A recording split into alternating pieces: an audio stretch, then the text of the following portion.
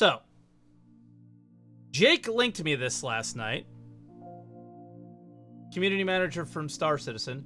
And I'm like, Alpha 315 patch watch. Like, why did you link me this, Jake? And, like, he sounded, like, giddy. But I read it, and I'm like, okay. Hello, everyone, and welcome to the first Alpha patch watch. Great. Before entering the verse, for the first time, you must select one of these places to be your home. And when you do, it'll be your primary residence, and all of your inventory will be stored there, right? How to get started with personal inventory. I was like, I know all of this stuff. Like, was there something that I messed up with today that he's trying to point out to me? And I'm like, what's going on here? Let's create additional personal inventory. All right, backpacks, maybe that was it? You know? Items you hold in your hand after purchase, such as beverages, will be dragged into the personal inventory, even though inventory management rather than stored through interaction mode. Okay. You know?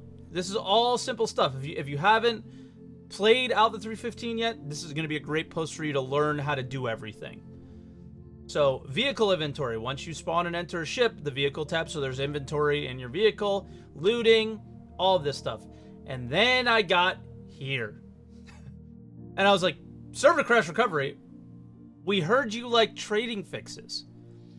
Having lost a hull full of cargo ourselves due to a pesky error 30K, we knew all too well how frustrating encountering a server crash can be.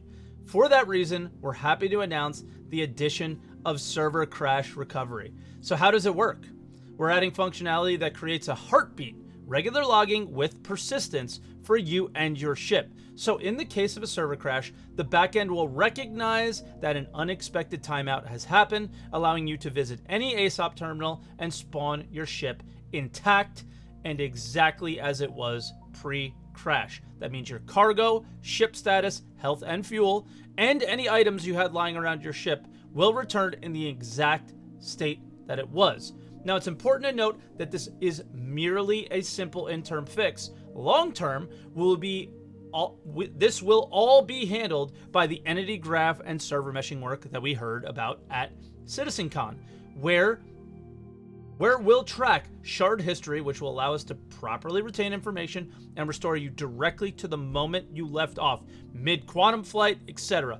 Nonetheless, while this is a temporary solution, it should be effective and reliable. It is also important to note that this new edition is specifically for server crashes. Client crashes will still be handled the same way they are now with current crash recovery functionality, which I'll have you know, CIG, is horrible now and really needs to be looked at.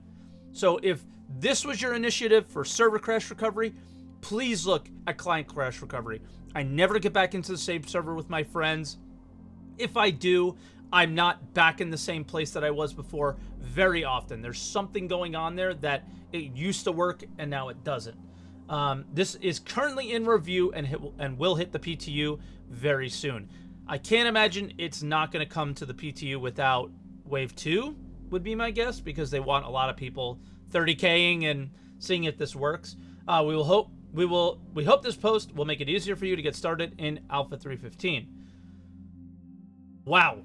Our teams are still improving both the UI and working on fixing a bevy of bugs. We greatly appreciate your feedback so far. Therefore, it is possible that there's still some minor changes that will be made, and not everything might look 100% like the pictures above in Alpha 3 when it goes live, basically, okay? So the reason I think that this is such a big deal is because it is like one of the first times that instead of making an excuse and just going, well, you know what? The entity graph and server meshing will fix that. So you know what? We're not going to bother with that right now because we don't give a crap about the player experience, is essentially what they're saying when they say that stuff. The current player experience means nothing to me. But now, they totally just flipped the switch.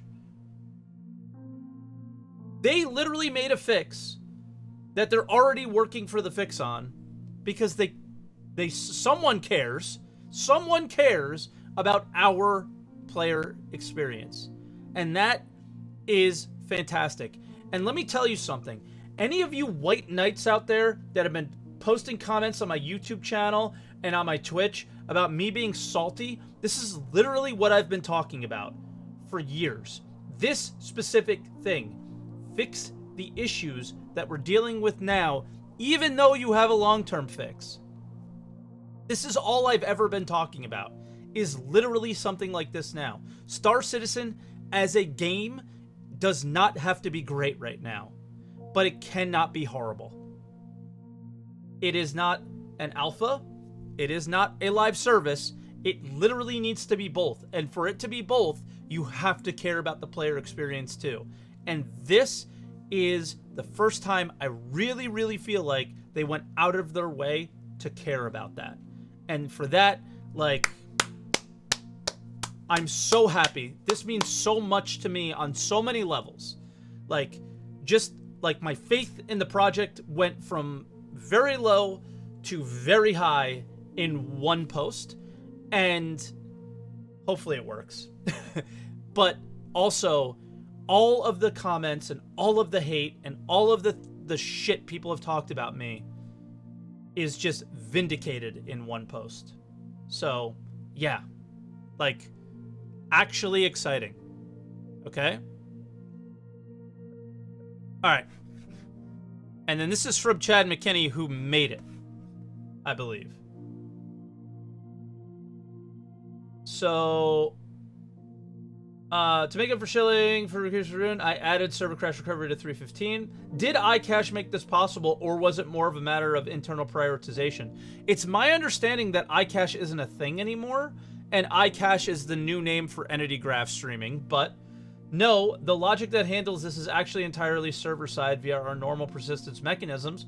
We knew that local inventory was going to make server crashes even more brutal, so CR asked me what I could do to mitigate it without back-end support, so I got creative. Awesome.